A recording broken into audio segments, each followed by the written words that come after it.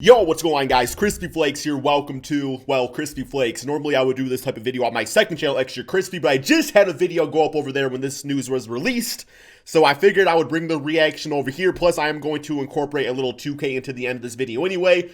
But as we all know, Blake Griffin has officially been bought out by the Detroit Pistons. And it's really funny here, man. I know a lot of people are probably expecting like this big dramatic, just like KrispyFlakes is ticked off, type of thing. In all honesty, I'm pretty calm about the situation. I'm a little annoyed with some of like the responses because, for one, people are expecting me to feel kind of bad about it, but in all reality, man, like 95% of the NBA was calling Blake Griffin washed up, overpaid, and everything like that. So I don't know why I would be mad that he's off the team. When he was playing for this team this season, he was not good. He was not good at all.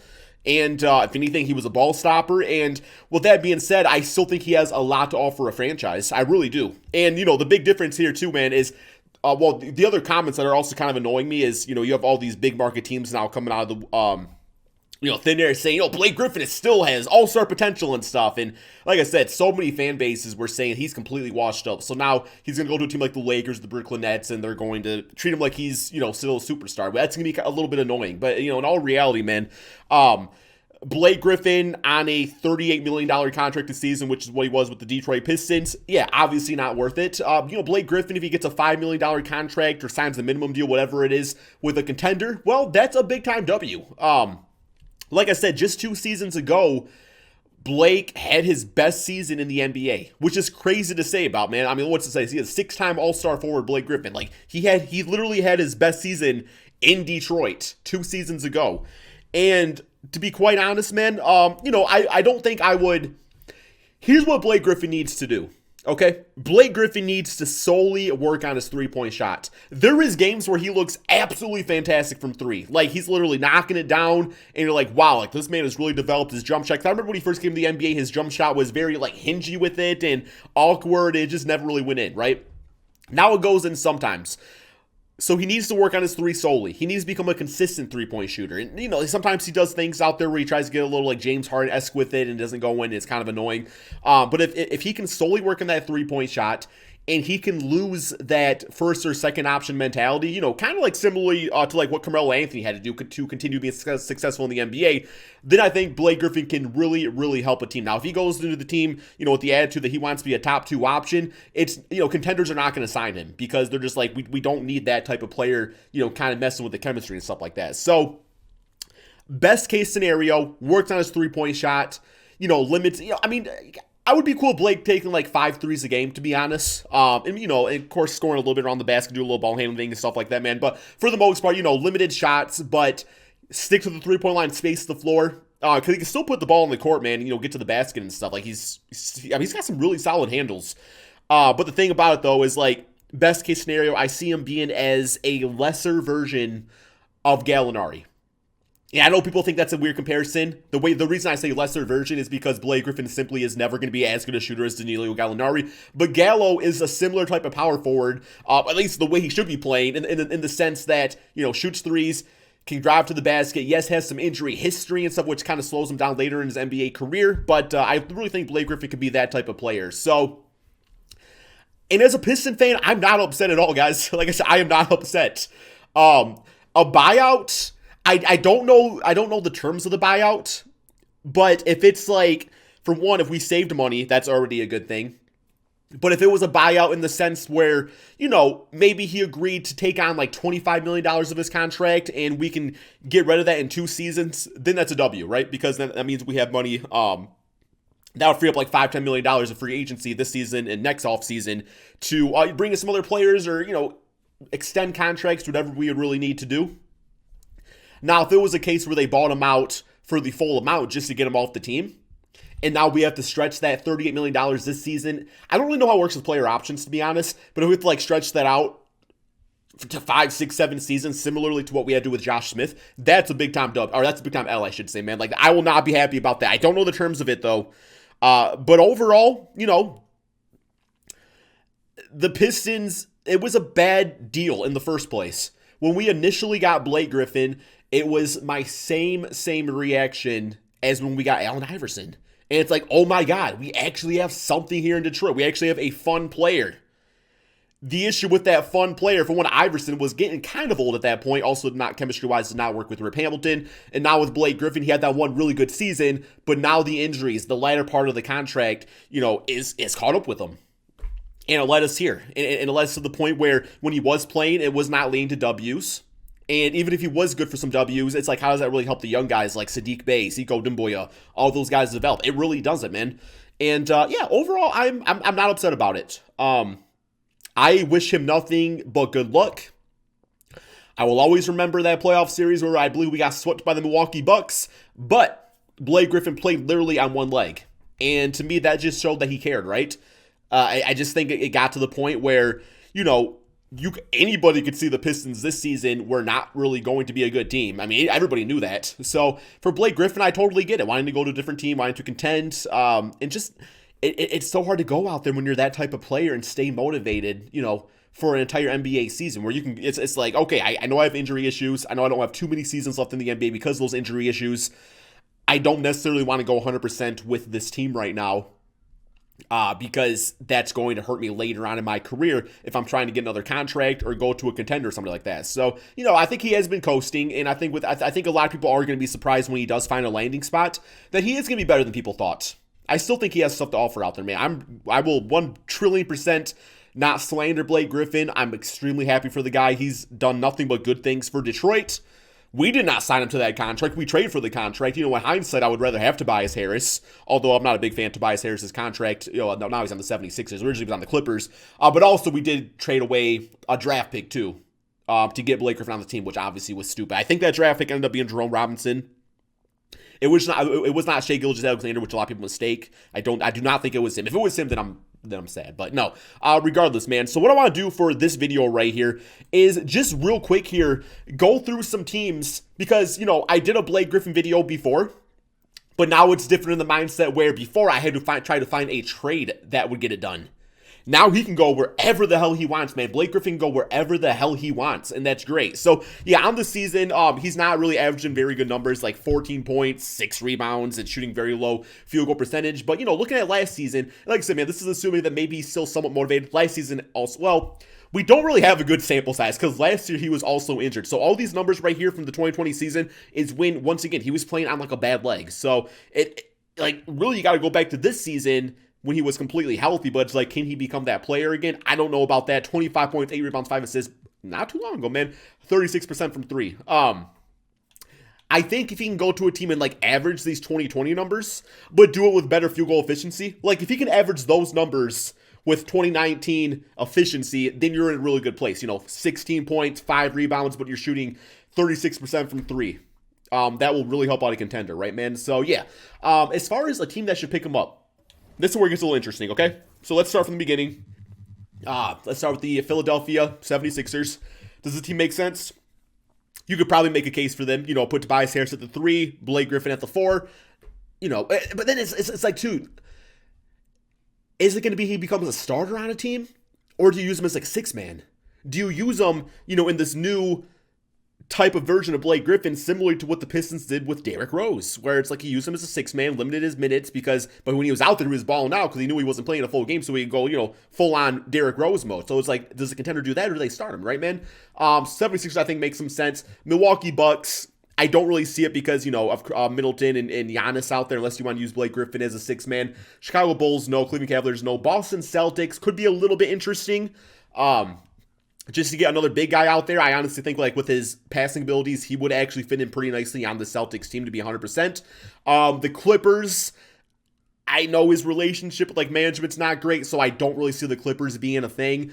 You got the Memphis Grizzlies, Atlanta Hawks, Miami Heat. Now, this is the team that I originally did a trade with. I do think Blake Griffin could really help out this Heat team and just give them that extra scoring spark that sometimes they do kind of lack. Charlotte Hornets, no. Utah Jazz. Jazz kind of makes sense. But apparently, according to that NBA All-Star draft, apparently players don't like Utah. So, yeah, Sacramento Kings, New York Knicks. Lakers obviously going to be up there, especially with Anthony Davis being out for whoever knows how long. And it would be kind of like poetic justice. I don't know if that's the correct terminology there, man. But for him to go to the Lakers, trying to win a chip with them against the Clippers, that could just be a big slap at the face to the Clipper Nation. You got the Magic, Dallas Mavericks, Porzingis, Blake Griffin could definitely work out. Brooklyn Nets are going to be a hot topic out there. I don't know if I really like the Brooklyn Nets as a fit, though, to be 100% honest, man. I'd much rather like this team with having Kevin Durant at the 4 and having, Joe Harris at the 3. Like, Joe Harris shooting like damn 92% from 3 this season or whatever. Blake Griffin just does not really give them that center defensive piece they need, because Blake Griffin does not really play a lot of defense, to be honest here, man. I like the Denver Nuggets, too. I feel like the Nuggets could have something nice going, with Blake Griffin and Paul Millsap, where Paul Millsap is more the defensive-oriented guy that can still shoot threes, but Blake Griffin would be like the full line. We need some more offensive spark out here, so put him out there. I like the Nuggets a lot. That's kind of like my team that I think would be a really, really good fit. You got the Pacers, Pelicans. Well, this ain't gonna happen. The Toronto Raptors, Houston Rockets, no. San Antonio Spurs. Phoenix Suns would be kind of interesting. Like, this team is number 2 right now in the Western Conference. I don't know Blake Griffin's relationship with Chris Paul at the moment, but that would be really cool, man, for him to go on this Phoenix Suns team, play with Chris Paul yet again, but once again as a 4th option, right? 3rd or 4th option on this team. I think he would fit in really nice to do alongside DeAndre Ayton. I like the Phoenix Suns a lot as a fit. We got the OKC Thunder. You got the Minnesota Timberwolves, Portland Trail Blazers, team up with Damian Lillard, CJ McCollum, Carmelo Anthony, of course. I can see something like that potentially working. And you got the Golden State Warriors, But even so, it's like, I don't really know how he fits in with this lineup either, because, like, that's your starting 5, minus, of course, Klay Thompson. So you have James Wiseman as center, and then Draymond Green, I guess if you want to do Wiggins at the 2 and use Oubre off the bench or something, but even so, that doesn't make a lot of sense. But once again, man, this is me assuming the Wizards, I guess anybody's got playoff hope in the Eastern Conference right now. So maybe, Blake Griffin teams up with Beal and Russell Westbrook to kind of form like a low-key big 3. I could kind of see that working out too. But I think the trade that, well, it's not going to be a trade. I'm just going to accept him for like a second round, or like the worst player on the team, because obviously he's bought out, but I didn't like you cannot, like, if I were to buy out Blake Griffin in this game, he would still ask for a max contract from a team. So that's why I have to do a trade this way. But yeah, just know that whatever team he goes to, the Pistons would not get any sort of assets for. So I think out of everybody, I really do like the idea of the Phoenix Suns. If he can work things out with Chris Paul, I just think it makes a lot of sense, man. I think it makes a lot of sense. So yeah, we'll take on Javon Carter, but yeah, we would not get him in real life, but just for the sake of this. So there we go. We are going to put him over on that team. Let's go to the team selection and get him picked up right here and see what they're looking like. So I guess first and foremost for the Detroit Pistons, you continue like Sadiq Bey, Jeremy Grant as your front court players. Honestly, you're like we're hearing about Jeremy Grant being traded. I don't think that's going to happen. Mason Plumlee, I would probably consider trading away. I do think his value with stocks at all-time high for a 30-year-old. So I would consider trading him, man. But yeah, for the Phoenix Suns, you're looking at this. Yo, Blake Griffin, use him off the bench. Oh my God! Wow, they are tossing this man as a 9th. Okay, it's like the 9th. This team actually got a lot of, you know what? I don't like this trade. They got too many power forwards. We're trading, so we're going somewhere else, man. I looked at it, I was like, you know what? This team got way too many big guys. Okay, we're doing someplace else. Okay, so, sorry, Blake Griffin. Your Chris Paul vetoed the trade or whatever. We'll say that. Okay, so, what's my next pick, I guess, man? That's what I went, that's what I was going with going into the video. I guess I was saying the Nuggets make sense. Let's do the Nuggets. We'll go with them. Yeah, we'll just do that. Okay, so now I gotta go select the Nuggets. I think this team makes a lot of sense too. Okay, so where are we at? Don't need them. Denver Nuggets. And then what I will do is I will put, wait. Wrong team. Okay, there we go. I will put Paul Millsap power forward. Let's put Michael Porter at small forward. Goes to an 83 overall. And then you got that going on right there, man. Okay, so that makes sense. Let's go to this. All right, so Paul Millsap I still think would start, but Blake Griffin, would play off the bench. I would say probably closer to about, I think he'd probably go about 27 minutes a game. 27 minutes sounds about right. Paul Millsap, we'll split minutes with him. I like that.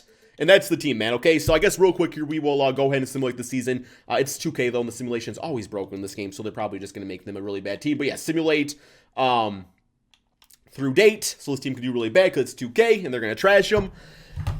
But yeah, man, I guess just, I didn't even turn off injuries. Let's see if Blake Griffin gets injured. That's still a possibility, too, man. So that's like why I don't think a lot of teams are going to, yeah, we got Jokic. Okay, always have them do this.